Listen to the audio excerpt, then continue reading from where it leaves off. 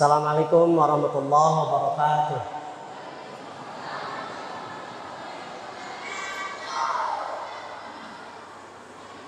Allahumma fasholli wa sallim wa barik ala sayyidil mursalin wa imamil muttaqin wa imamil mujahidin at-tahirin sayyidina wa maulana Muhammadin wa ala alihi wa ashabihi wa ansarihi wa junudihi wa man jahada fi sabilillahi ila yaumiddin.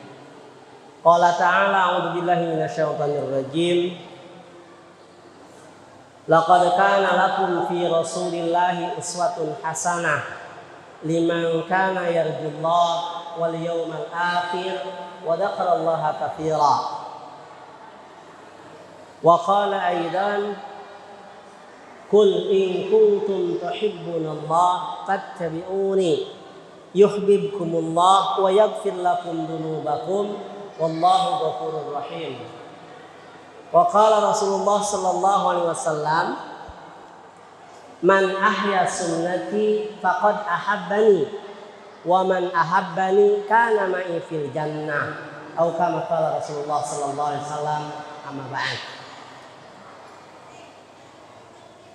Asatidz yang saya hormati, para alim ulama yang hadir di sini yang saya hormati, Bapak Ibu jamaah sekalian yang berbahagia, bersyukur kita pada Allah Subhanahu wa taala malam ini diberikan kesempatan oleh Allah untuk bisa melaksanakan ibadah. Ibadah yang dimaksud adalah barusan kita diizinkan untuk melaksanakan ibadah salat Isya, dan salat Isya kita tunaikan malam ini secara berjamaah. Jamaah sekalian, tidak ada kata yang paling kita layak ucapkan saat ibadah demi ibadah sudah ditunaikan kecuali ucapan alhamdulillah.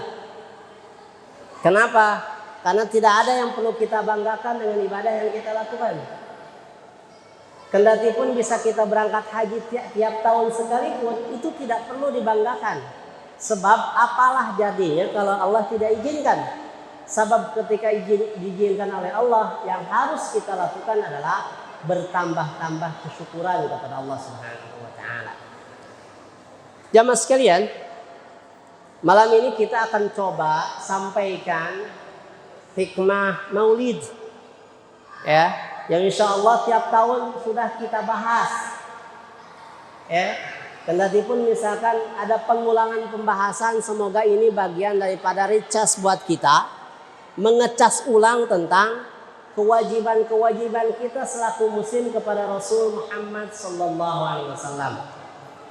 Jangan sampai maulidnya kita rayakan tapi kita lupa esensinya. Ya, bahwa esensinya bukan pada perayaan, tapi esensinya adalah bagaimana kita menambah-nambah kecintaan kita kepada Rasul Muhammad sallallahu alaihi wasallam. Oleh karena itu, pembahasan kita hari ini sebenarnya bicara tentang cinta. Jamaah sekalian, ini bahaya sekali cinta ini. Bahayanya apa? Karena kecintaan seseorang bisa membunuh orang lain juga. Sehingga ada pepatah dalam bahasa Arab, qatilun nasa bil hub. Bunuh manusia dengan rasa cintanya. Maksudnya apa? Kalau ada orang menggeluti sebuah sesuatu karena cinta, maka kemudian dia bisa melupakan yang lainnya. Coba hari ini, kecintaan kita kepada produk yang namanya HP ini melebihi kecintaan kita kepada yang lain. Seakan-akan kemudian kita akan mati dan bareng dengan HP. Dan kita sekarang hampir saja dibunuh dengan HP itu. Qatilun nasa bil hub. Bunuh manusia dengan rasa cintanya. Nah jamaah sekalian, ya, cinta juga bisa menghadirkan sebuah kekuatan luar biasa. Kalau para pujangga menyebutkannya, ya, lautan kan ku seberangi, gunung kan ku daki, kalau sudah ada rasa cinta. Nah, pertanyaannya adalah sejauh mana kecintaan kita kepada Rasul Muhammad sallallahu alaihi wasallam hari ini? Ya. Oleh karena itu akan saya bahas, semoga cukup waktunya, Ya, berkaitan dengan rasa cinta ini harus kita buktikan. Ya, harus kita buktikan. Bapak Ibu atau Ibu-ibu, kalau ada laki-laki yang mudah sekali mengucapkan cinta, tapi kemudian cintanya itu tidak terbukti, maka sering kita menyebutkan, itu gombal saja. Ya, atau hari ini namanya adalah modal dusta. Atau kemudian orang sini bilangnya kabualan itu. Ngomongnya cinta, tapi tidak ada bukti. Oleh karena itu, bicara tentang cinta perlu sebuah pembuktian. Ya, bicara tentang cinta perlu sebuah pembuktian. Mari kita bahas bukti-bukti kita cinta kepada Rasul Muhammad SAW, seperti mana pada umumnya kita sedang dilanda rasa cinta. Apa saja? Yang pertama, orang kalau sudah dilanda rasa cinta, maka orang itu akan selalu menyebut-nyebut orang yang dicintainya. Ya. Jadi kalau ada orang yang jatuh cinta, biasanya suka nyebut-nyebut orang yang dicintainya. Ya. Oleh karena itu, kalau kemudian kita cinta kepada Rasul, maka yang harus kita sebutkan adalah juga Rasul Muhammad SAW. Bagaimana caranya? Jadi ternyata bukti cinta kepada Rasul itu kita bersolawat kepada Nabiullah Muhammad SAW. Berarti yang pertama bukti cinta kita ini adalah aksirus solawat, memperbanyak solawat. Jangan sekalian, ya. Saya kira dalam bab ini semua kita sudah melaksanakannya. Ya, bab ini kita semua sudah melaksanakannya. Memperbanyak solawat. Seorang Muslim tidak mungkin, kecuali pasti bersolawat. Jangan sampai kemudian kita nuduh sesama Muslim tidak bersolawat, dia mah tidak solawatan. Nah, setiap Muslim pasti solawat. Kecuali kalau dia memang Muslimnya tidak melaksanakan sholat. Betul Pak ya? Dalam sholat kita pasti baca sholawat. Bahkan sholawat yang kita baca ketika tahiyat itu sholawat yang tidak boleh dirubah. Tidak boleh kemudian kita memakai sholawat mubahan manusia biasa dalam sholat kita. Ya, Allahumma sholli ala Muhammad, atau mungkin ada yang memakai Allahumma sholli ala Sayyidina Muhammad wa ala ali Sayyidina Muhammad dan seterusnya. Sebut dengan salawat Ibrahimiyah. Berarti yang pertama ini harus kita memperbanyak salawat kepada Rasul Muhammad sallallahu alaihi wasallam. Fadilahnya tentu banyak. Salah satu hadis yang menyebutkan man shalla alayya salatan shalla alaihi asran atau sallallahu alaihi asran. Siapa orang yang bersalawat kepadaku 1 kali, maka Allah akan memberikan salawat kepada orang itu 10 kali. Berarti dilipat gandakan tuh. Oleh karena itu, sering-seringlah kita bersalawat. Saya tidak mau membahas tentang salawat itu apakah kemudian harus disakralkan atau tidak. Karena sudah ada perbedaan pendapat di dalamnya. Ya, ada perbedaan pendapat di dalamnya. Tetapi yang pastinya setiap kita wajib salawat. Allah Subhanahu wa ta'ala mengingatkan dalam sebuah ayat surah Al-Ahzab. A'udzubillahi minasyaitonir rajim. Innallaha wa malaikatahu yusholluna 'alan nabi. Ya ayyuhalladzina amanu shallu 'alaihi wa sallimu taslima. Sesungguhnya Allah dan malaikat bersolawat kepada Nabi. Nabi di sini maksudnya adalah Nabiullah Muhammad sallallahu alaihi wasallam. Ya ayyuhalladzina amanu, wahai orang yang beriman, shallu 'alaihi wa sallimu taslima. Bersolawatlah kalian dan bertaslim kepadanya. Ini menjadi patokan, menjadi perintah bagi kita untuk melaksanakan salawat. Jangan sekalian. Yang kedua, orang kalau dilanda cinta, ini biasanya ngerti betul sosok yang dicintainya. Kita masih muda dulu, ya, lagi SMP atau SMA dulu, menyukai lawan jenis kita, pasti kita akan mengetahui nama aslinya. Bahkan nama panjangnya, anaknya siapa, orang mana, lahirnya kapan. Gitu ya, biasanya begitu. Nah kita tanya deh sekarang, ya, kalau kita cinta kepada Rasul, kita sudah tahu nggak Rasul itu anaknya siapa? Kita sudah paham, ya. Bahkan tadi dalam kitab Al-Barjanji, dalam Berjanji disebutkan silsilahnya, ya. Tapi tidak sedikit kita, ya, tahunya hanya sampai kakeknya saja, ya. Muhammad bin Abdullah bin Abdul Muthalib. Kemudian ada yang bisa menyebutkan setelah bin Abdul Muthalib bin apa? Bin Hashim, terus bin Manaf, terus. Nah kita jarang sekali mengetahui hal itu. Padahal dalam kitab-kitab yang klasik disebutkan sampai ada 15 kakek ke atas sampai namanya Adnan. Dan Adnan itu, ya, disepakati bersama, yaitu salah satu anaknya Nabi Ismail alaihissalam. Jadi Rasulullah Muhammad SAW itu keturunannya adalah keturunan, ya, atau cucu ke-15 daripada Ismail. Berarti cucu ke-16 daripada Nabi Ibrahim alaihissalam. Nah kita pun seharusnya membaca ulang sirah nabawiyah agar kemudian kita ini betul mencintai Rasul itu. Kita tahu Muhammad yang mana yang kita salawati itu. Apalagi sekarang kan nama Muhammad banyak. Ya, karena nama Muhammad banyak, maka Muhammad yang dimaksud Muhammad bin Abdullah bin Abdul Muthalib yang kemudian nasabnya sampai ke Adnan, Ismail dan Nabiullah Ibrahim alaihissalam. Itu yang kedua. Ya, yang kedua. Yang ketiga,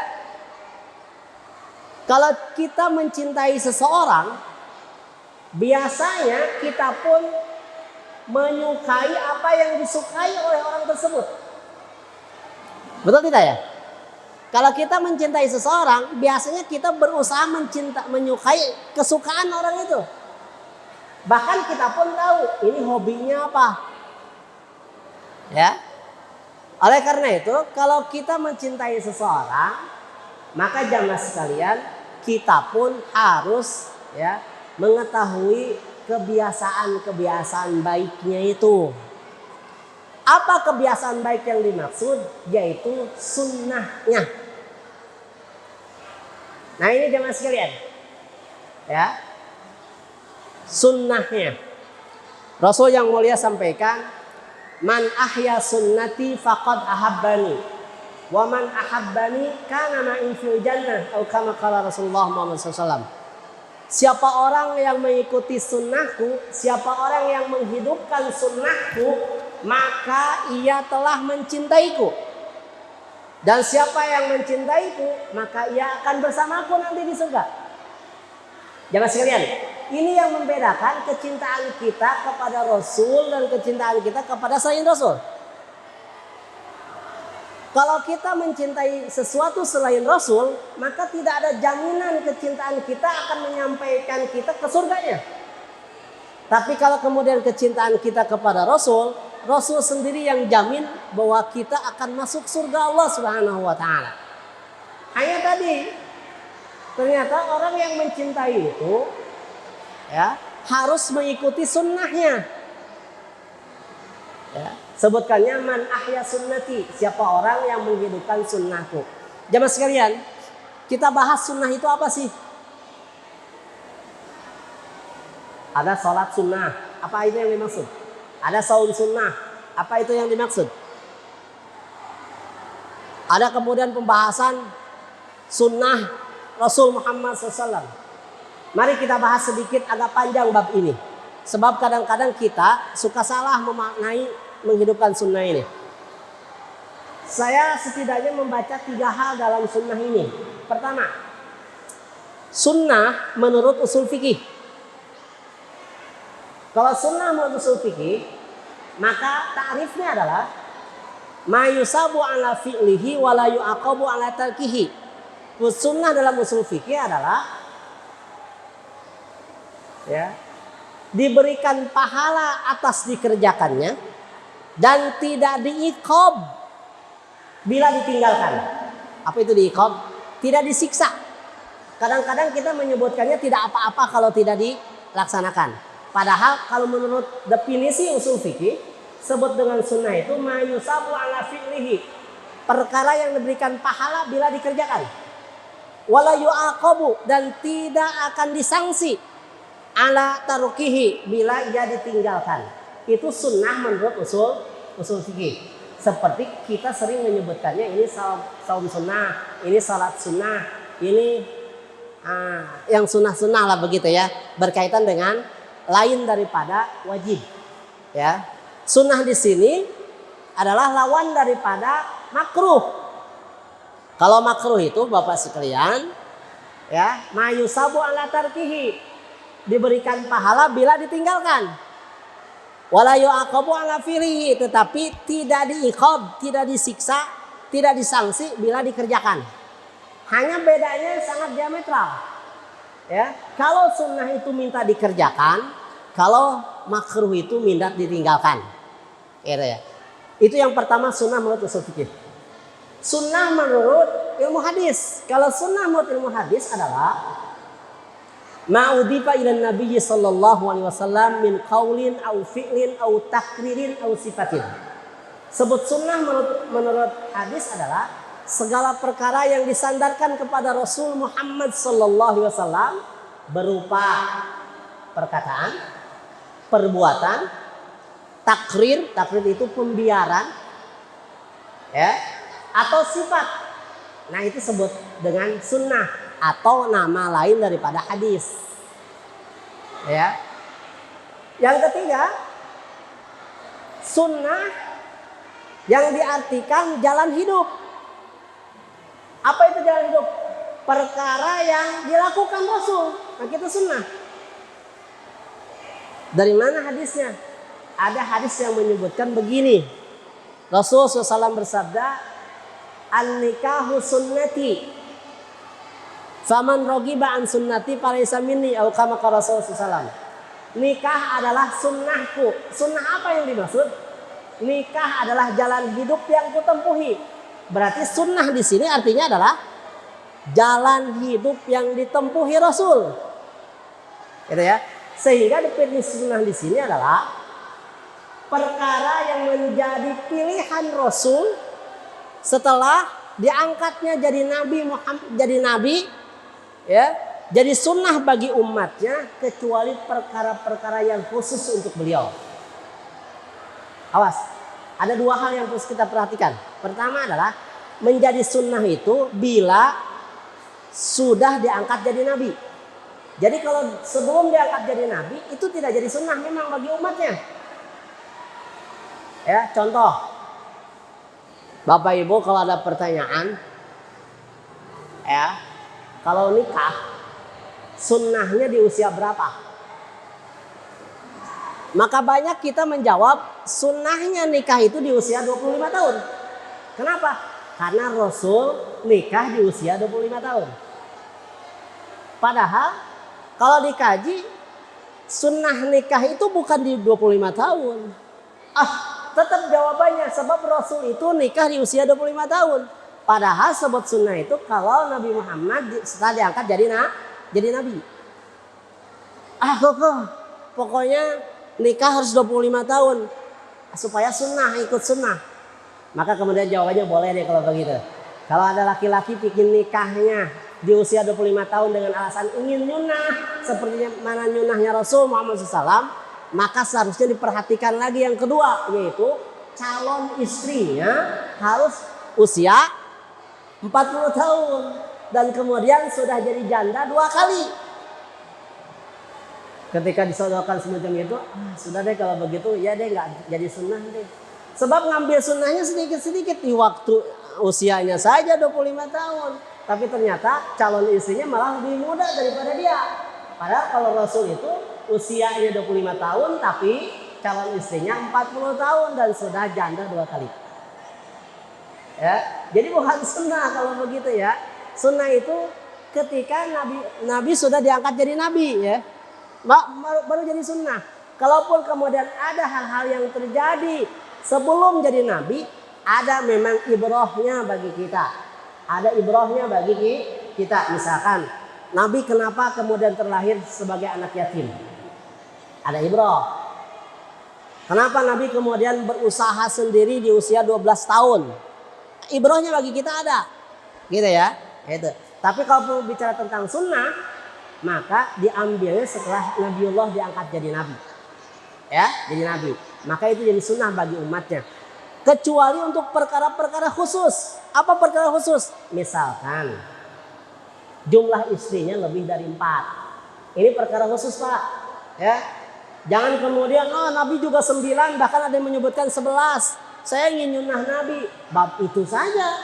Padahal itu tidak dibenarkan karena ada kekhususan untuk Rasul Muhammad SAW. Nah, jamaah sekalian, sebut sunnah ini mudah sekali, Bapak Ibu. Yang hari ini kadang-kadang kita suka lupa bab ini.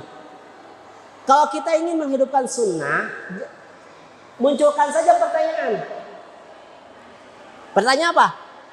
Kalau dalam bab ini sunnahnya gimana? Nah, itu saja.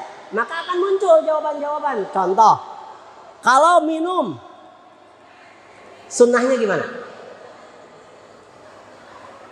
Akan muncul tuh sunnahnya minum. Pertama, minum itu sunnahnya pertama menggunakan tangan kanan. Kedua, duduk. Ketiga, membaca bismillah sebelumnya. Ketiga, tidak boleh minum langsung satu tegukan.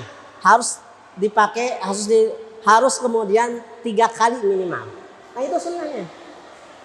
Ini kadang-kadang kita ngambil sunnah yang terlalu tinggi. Padahal sunnah yang ini saja kadang-kadang kita masih belepotan. Masih diantara kita terlihat minumnya nggak nyunnah. Kita bertengkar bab yang lain, padahal bab yang ini yang jelas-jelas saja masih kita belepotan. Ada yang kemudian masih minum pakai tangan kiri misalkan. Padahal tiap tahun muludan. Padahal muludan itu intinya adalah salah satunya ngikuti sunnah. Ya. Jadi Bapak Ibu, kalau kita ingin kemudian ngikuti sunnahnya, maka pertanyaannya tinggal satu saja. Dalam bab ini, babnya apa saja? Bab minum sunnahnya gimana? Bab makan sunnahnya gimana? Bapak Ibu kalau masuk ke masjid sunnahnya gimana? Itu ada sunnahnya. Apa itu? Etika yang pernah dicontohkan Rasul. Itu sunnah. Ya, gitu. Maka sebut sunnah itu seperti yang tadi saya sampaikan. Jalan hidup yang ditempuhi oleh Rasul Muhammad SAW setelah diangkat jadi nabi. Maka itu adalah sunnah bagi kita. Walaupun kadang kita belum bisa. Siapa di antara kita yang sudah 100% nyunnah Rasul? Namun jangan sampai kemudian ya mempersulit diri. Kalau bisa melakukannya, lakukan saja. Itu sunnahnya. Pak, ya, berjenggot itu sunnah. Walaupun jenggotnya segini ya tetap aja dipelihara. Kenapa? Karena nyunnah gitu. Ya, apalagi kalau kemudian bawaannya sudah banyak. Sunnah itu. Kenapa? Karena Rasul perintahkan. Ya, pelihara jenggot dan buang kumis, itu perintahnya loh. Itu ya. Bahkan Rasul memerintahkan kalian harus berbeda dengan orang-orang Yahudi. Dahulu begitu ya. Ya, sampai-sampai kalau orang Yahudi itu mencat rambutnya dengan cat rambut hitam, maka kamu boleh cat rambutnya selain hitam. Wah, bapak-bapak besok dicat rambutnya selain hitam ya. Ada yang kuning, ada yang merah, ada yang biru gitu. Supaya beda dari yang lain. Boleh ngecat rambut itu kok. Asal kemudian cat rambutnya yang tidak yang bukan dari sesuatu yang bisa wudu tidak sampai. Ya, boleh. Walaupun kemudian kita di sini tidak menjadi biasa.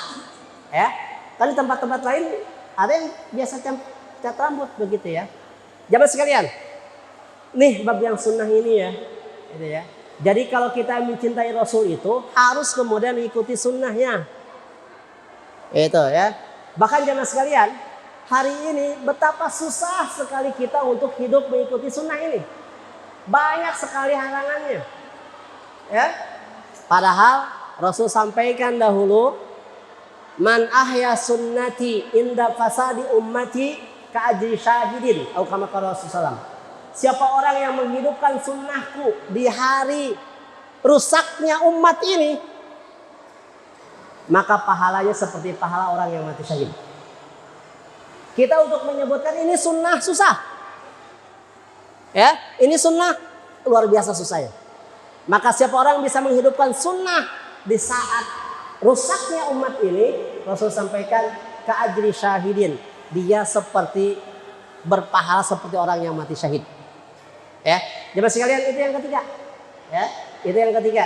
Jadi kalau kita ingin mencintai Rasul, maka pastikan kita hidupkan sunnah Rasul. Dan bicara tentang sunnah Rasul tentu sangat banyak sekali. Ya, hanya pertanyaannya kalau kita ingin betul-betul hidup dengan sunnah Rasul, munculkan pertanyaan tadi. Bab ini bagaimana sunnahnya? Ya, karena banyak. Masuk toilet ada sunnahnya, keluar toilet ada sunnahnya, tidur ada sunnahnya. Luar biasa ya. Ya. Dan Islam ini ternyata sudah mengatur semuanya dan telah dicontohkan Rasul Muhammad SAW. Oleh karena itu, apa yang kemudian bisa kita ambil dari Rasulullah SAW, maka bisa jadikan sunnahnya.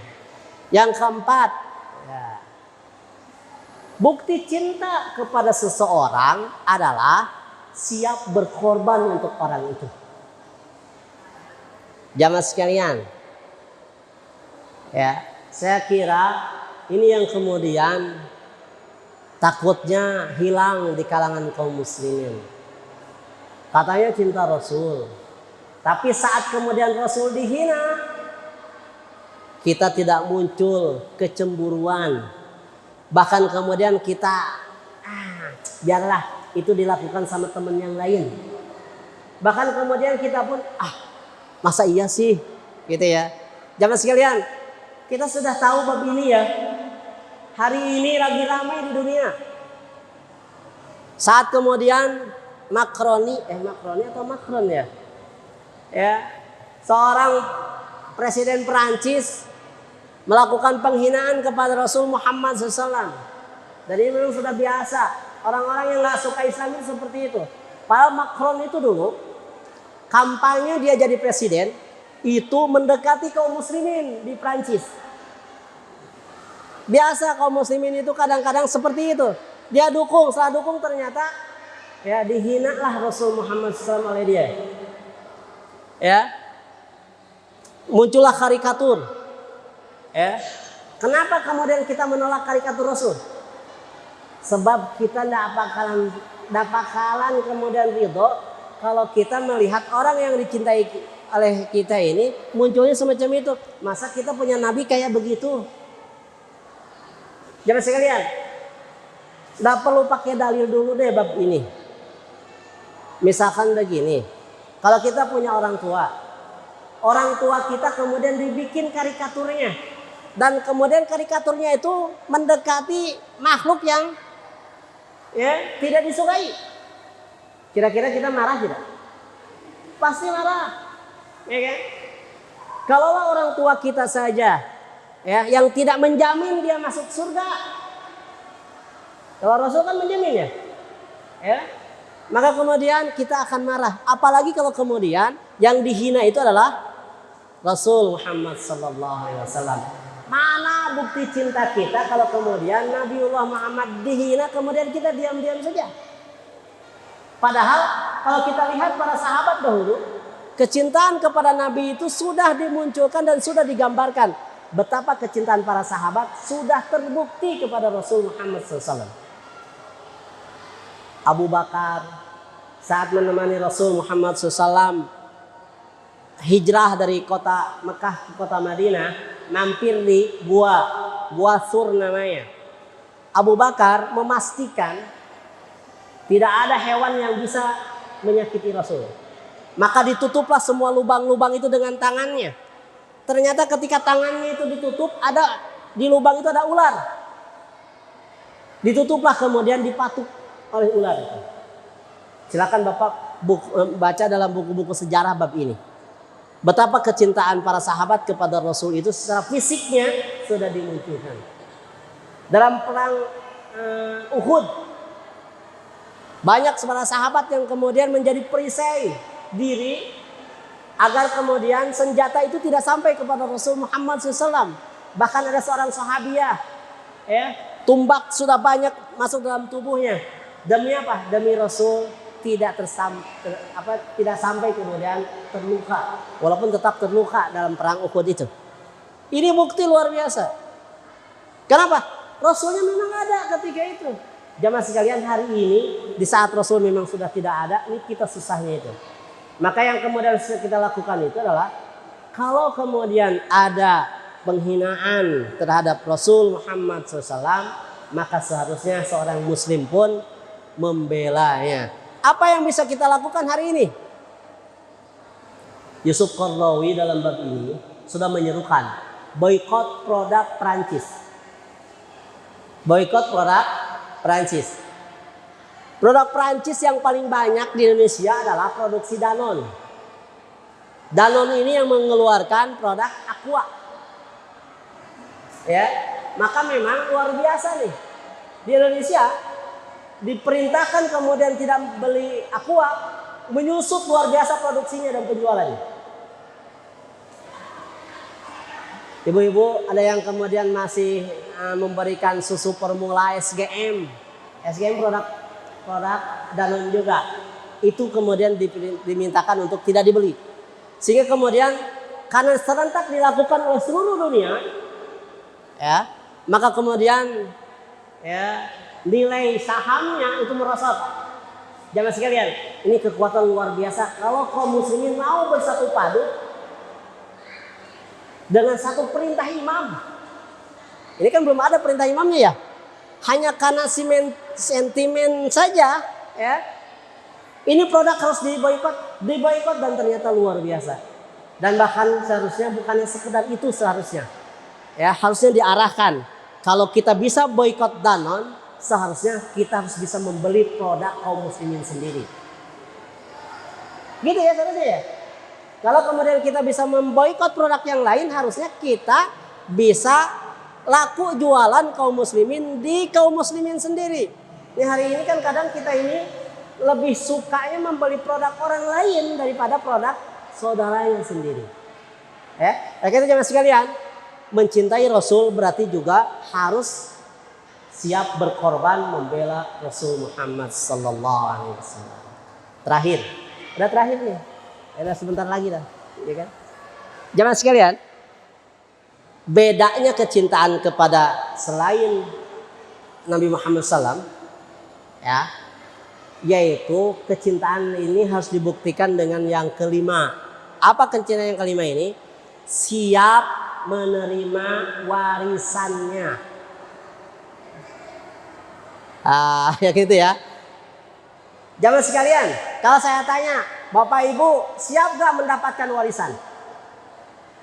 Umumnya kita bicara kalau warisan itu pingin. Orang sekaya apapun kalau bicara warisan biasanya pingin. Kenapa? Karena ia didapat dengan gratis. Karena hubungan keluarga saja dia dapatkan warisan itu. Walaupun sebenarnya dia sudah kaya sekalipun. Jamaah sekalian, ternyata saat kemudian kita menunjukkan rasa cinta kepada Rasul, harus ada kesiapan menerima warisan Rasul Muhammad sallallahu alaihi wasallam. Bicara tentang warisan, umumnya kita bicara tentang harta. Gitu ya. Walaupun jamaah sekalian, kalau kita membahas bab warisan, itu tidak boleh dibuka warisan sebelum hutang-hutangnya dibayar dulu, kan begitu seharusnya. Nggak boleh kita buka waris sebelum hutang yang meninggal itu terbayarkan. Jadi jangan seneng dulu begitu kalau kemudian mendapatkan warisan. Karena bisa jadi warisan itu bukan harta saja, tetapi hutangnya pun warisan. Ada orang kaya meninggalkan warisan 3 miliar. Gede ya? Buat saya gede, Pak. Tapi ternyata dihitung-hitung hutangnya 4 miliar. Tekor dong 1 miliar ya. Gitu ya. Jadi tidak kemudian langsung senang kalau kemudian bicara tentang warisan. Nah, bicara tentang warisan, apa saja warisan Rasul itu? Rasul itu ketika wafat meninggalkan warisan tidak? Jangan sampai kemudian kita menyebutkan Rasul itu miskin, wafat tidak meninggalkan warisan. Ini keterlaluan nih. Ini nuduh nih kepada Rasul miskin. Padahal selama hidupnya Rasul itu orang kaya. Hanya bedanya Rasul itu tidak bisa tidur nyenyak kalau masih ada harta yang masih di sakunya belum pindah ke orang lain. Beda dengan kita. Kita mah belum tidur kenyang, tidur nyenyak kalau uang yang dari kantong orang lain belum masuk ke kita. Bedanya kita. Rasul itu orang kaya. Apa bukti kayanya? Satu, Rasul itu pernah berkurban dengan berkurban dengan 100 ekor hewan kurban. Ada yang ceritakan dengan kambing, ada yang menceritakan dengan unta. Pernah kita dengar nggak orang kaya di sini sekali kurban dengan 100 ekor unta atau 100 ekor kambing? Belum kita dengar. Ini menunjukkan bahwa Rasul itu kaya. Yang kedua, bukti kekayaan itu adalah bahwa Rasul pernah menikahi seorang wanita dengan mahar 40 ekor unta. Coba sekalian, berapa harga unta? Tidak ada unta yang 10 juta, nggak ada. Ya. Jadi kalau kamu 40 ekor kali 25 berarti berapa tuh? 1 miliar. Ya kan? 40 kali 25 1 miliar. Ada nggak wanita yang hari ini diberikan mas kawin atau diberikan maharnya 100 miliar, 1 miliar? Tidak ada. Berarti laki-laki macam apa yang kemudian berani memberikan nafkah itu? Laki-laki kaya. Dan Rasul Muhammad SAW itu orang kaya. Begitu. Hanya bedanya hartanya tidak sampai di hati. Gitu. Nah, saat wafat Rasul meninggalkan apa dong? Jamaah sekalian, Rasul ketika wafat itu meninggalkan 3 hal. Pertama, harta. Kedua, undang-undang. Dan yang ketiga, profesi. Rasul ketika wafat pertama meninggalkan harta. Apa harta Rasul yang ditinggalkan saat wafat? Jamaah sekalian, saat wafat Rasul itu meninggalkan tanah yang dijadikan kamar untuk istri-istrinya. Itu warisannya. Bahkan lebih dari itu, Rasul itu meninggalkan wakaf terbesar di dunia mungkin hari ini. Apa itu? Masjid Nabawi. Masjid Nabawi itu dahulu ya, ketika Rasul pertama hijrah dari Mekah ke Madinah, sebelumnya kemudian Rasul diam dulu di Masjid Quba. Ya, Masjid Quba itu sekitar 3 kilo dari kediaman Rasul yang sebelumnya setelahnya. Tanah itu tanah anak yatim. Ya, orang yang kemudian memelihara yatim itu mempersilahkan Rasul untuk diam di sana. Tapi Rasul kemudian meminta, tidak, saya akan beli tanah ini. Dan setelah kemudian dibeli, tanah itu diwakafkan untuk masjid. Dan sampai hari ini kemudian masjid itulah masjid yang kemudian dibangun di atas tanah Rasul Muhammad SAW. Jadi Rasul itu kaya. Selain itu ketika wafat Rasul juga meninggalkan kendaraan terbaik di zamannya. Jemaah sekalian, kalau Abdul Karim mati besok, dia meninggalkan kendaraan apa? Padahal kalau mau nyunah ternyata Rasul itu ketika wafat meninggalkan kendaraan terbaik di zamannya. Apa kendaraan terbaik zaman itu? Unta. Dan unta Rasul itu unta terbaik. Pernah satu saat para sahabat mempunyai unta piaraan bagus yang dipakai untuk berperang. Rasul punya unta, untanya diadu lari. Ternyata unta Rasul itu unta terbagus, bugar. Namanya Quswa. Ya. Nah, kalau hari ini Andai dulu ya gitu ya, sudah ada pesawat, bisa jadi Rasul juga memiliki pesawat. Ya, jet pribadi mungkin gitu ya. Cuman bedanya kalau memiliki kendaraan semacam itu, Rasul itu untuk memperlancar dakwah. Bukan gaya-gayaan. Ya, bukan gaya-gayaan, tapi untuk memperlancar dakwah. Oleh karena itu jemaah sekalian, Rasul ketika wafat meninggalkan harta. Hanya saja kalau ditanyakan apakah ada hak waris buat kita dari harta Rasul, tentu tidak ada karena kita bukan nasab langsung. Kalaupun ada di antara kita nasab langsung, sudah anak keturunan keberapa sudah hilang, sudah habis. Maka kita tidak perlu kemudian membicarakan lagi harta warisan Rasul. Yang berikutnya adalah warisan yang kedua, yaitu warisan undang-undang. Apa warisan undang-undang ini? Rasul yang mulia sampaikan, taraktu fikum amrain. Kutinggalkan bagi kalian dua perkara. Ma in tamassaktum bihima lan tadillu abada. Selama kalian memegang teguh kedua perkara itu, lan tadillu abada, kalian tidak akan sesat untuk selama-lamanya. Apa itu? Kitabullah wa sunnatun Nabi.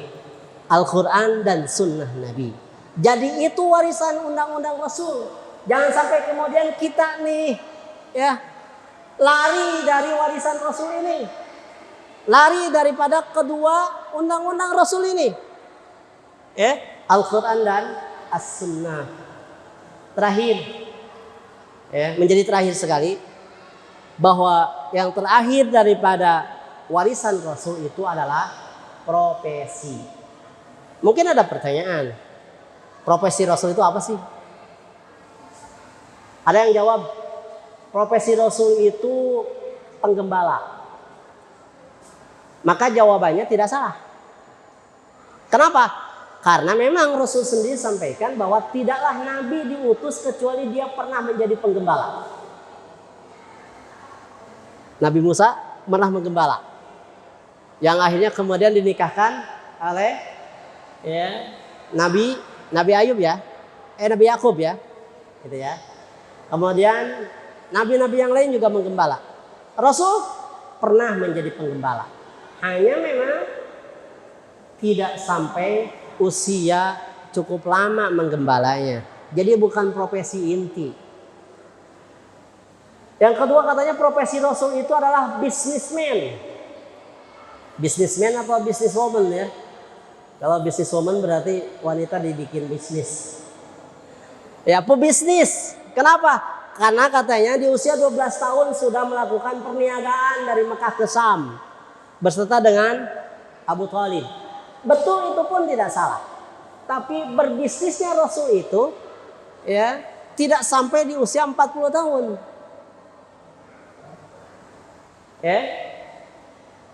Rasul pernah menjadi orang yang menjajakan barang dagangan calon istrinya Khadijah.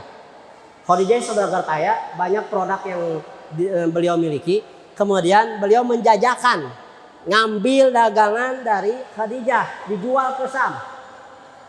Ya, setiap kemudian jualan dipegang oleh Nabi Muhammad SAW yang belum jadi nabi ketika itu keuntungannya luar biasa. Maisarah yang menemani perjalanan dari Mekah ke Syam itu banyak mendapatkan ya keajaiban begitu ya. Ajaibnya apa? Salah satunya selama perjalanan dinaungi awan. Tidak ada kemudian barang yang ditawarkan kecuali laku. Dan lakunya juga kemudian bisa melipat gandakan keuntungan. Luar biasa. Tapi jemaah sekalian, ternyata Rasul itu tidak sampai usia 40 setelah nikah dengan Khadijah. Bahkan kemudian menjelang usia 40 sudah tidak lagi menjadi pedagang. Ditinggalkan sampai kemudian Rasul jadi nabi. Setelah itu Rasul Muhammad SAW berprofesi sebagai seorang da'i. Maka profesi yang dimaksud adalah da'i itu sendiri. Apa itu da'i? Da'ayat dakwatan da'iun itu artinya orang yang mengajak. Yang ngajak apa? Da'i itu dua hal yang harus kemudian dilakukan.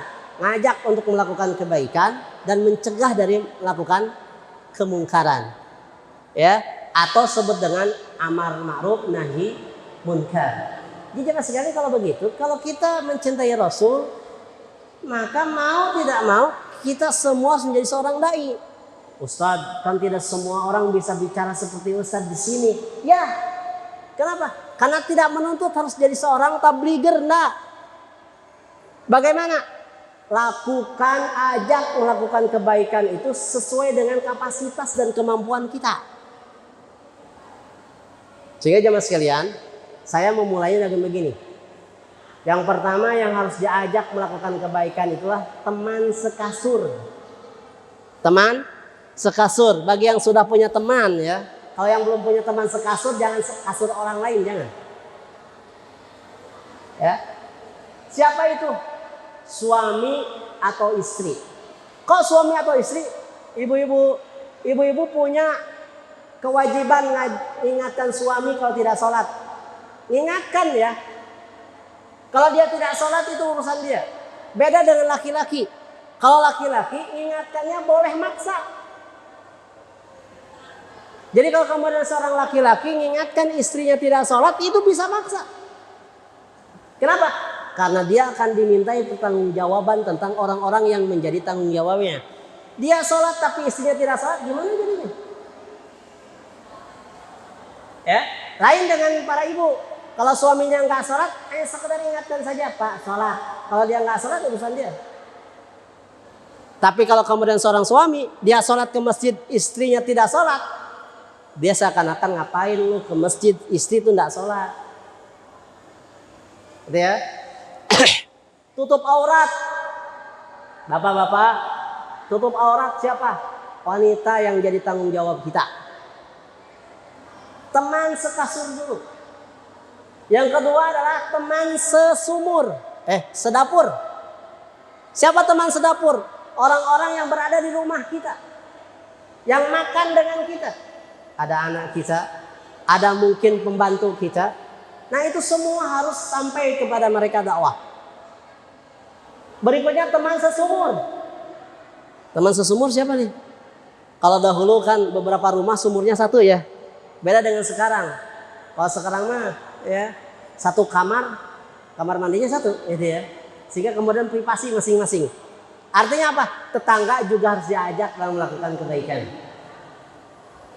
Berikutnya teman sugubernur. Oh lebih banyak lagi nih. Berikutnya ya teman orang-orang yang akan sama-sama masuk kubur deh ya. Jadi harus tersampaikan. Tapi intinya adalah bahwa kalau kemudian kita mencintai Rasul, maka kita pun harus siap mewarisi apa yang menjadi warisan Rasul Muhammad SAW. Jadi sekalian, yang terakhir ini, andaikan ini tidak ada, maksudnya tidak ada lagi orang yang mau berdakwah, saya kira Islam itu tidak akan sampai ke kita. Kita ini secara jarak dari sini ke Arab jauh. Yang kedua, jarak waktu juga jauh, 14 abad. Andai tidak ada orang yang menyampaikan Islam, saya kira kita ini tidak akan ada yang namanya cerita salat, nggak ada. Nggak ada yang kemudian bicara tentang Maulid Rasul, nggak ada. Tapi karena kemudian ada orang yang berdakwah, sampai ini Islam ke kita. Nah, apakah akan sampai kemudian Islam itu cukup ke kita, tidak kemudian sampaikan kepada yang lain? Tentu ini menjadi kewajiban kita yang terakhir. Siap mewarisi warisan Rasul Muhammad Sallallahu Alaihi Wasallam. Jadi sekalian, saya kira boleh ditambahkan materi-materi yang lainnya berkaitan dengan Rasul. Saya sih punya pemahaman bicara tentang Rasul itu tidak akan pernah selesai. Tidak akan pernah selesai. Kenapa? Karena semua sisi Rasul sudah menceritakan. Ada yang sudah final membaca sejarah Rasul? Kalau Anda menyebutkan sudah final gimana? Kita ini setiap waktu bicara tentang Rasul dan tidak habis-habis tentang bicara Rasul. Ya, oleh karena itu jemaah sekalian, semoga kemudian di kesempatan lain kita bicara lagi tentang manusia agung ini. Manusia yang namanya tidak pernah berhenti disebutkan. Kalau ada orang hari ini mulia, ada nggak kemuliaannya menyertai semulia Rasul? Nggak ada. Kenapa? Karena buktinya tidak ada saat-saat tidak diucapkan. Tapi nama Nabi Muhammad itu tidak pernah berhenti diucapkan di dunia ini. Perlu bukti? Kalau perlu bukti saya buktikan. Pak, kumandang adzan itu tidak pernah berhenti di dunia. Betul tidak? Kalau adzan di paling timur Indonesia, beberapa saat bergeser, terus adzan itu. Terus begitu. Sampai kemudian balik lagi berikutnya ke timur belahan dunia. Dan dalam adzan itu ada kalimat Muhammad Rasulullah. Berarti tidak ada nama yang tidak berhenti disebutkan kecuali Nabiullah Muhammad sallallahu alaihi wasallam. Kalau hari ini kita dapat ada orang yang kemudian menghina Rasul, maka sangat tidak etis. Bahkan sewajarnya kemudian kita menyatakan pembelaan kepada Rasul dan kemudian ya melakukan hal yang terbaik untuk orang yang dibela itu. Saya kira itu saja yang disampaikan. Saya mohon maaf kalau ada kata-kata yang kurang pas. Aku qouli hada wa astaghfirullahaladzim. Subhanakallahumma wa bihamdika asyhadu an la ilaha illa anta astaghfiruka wa atubu ilaik. Wassalamualaikum warahmatullahi wabarakatuh.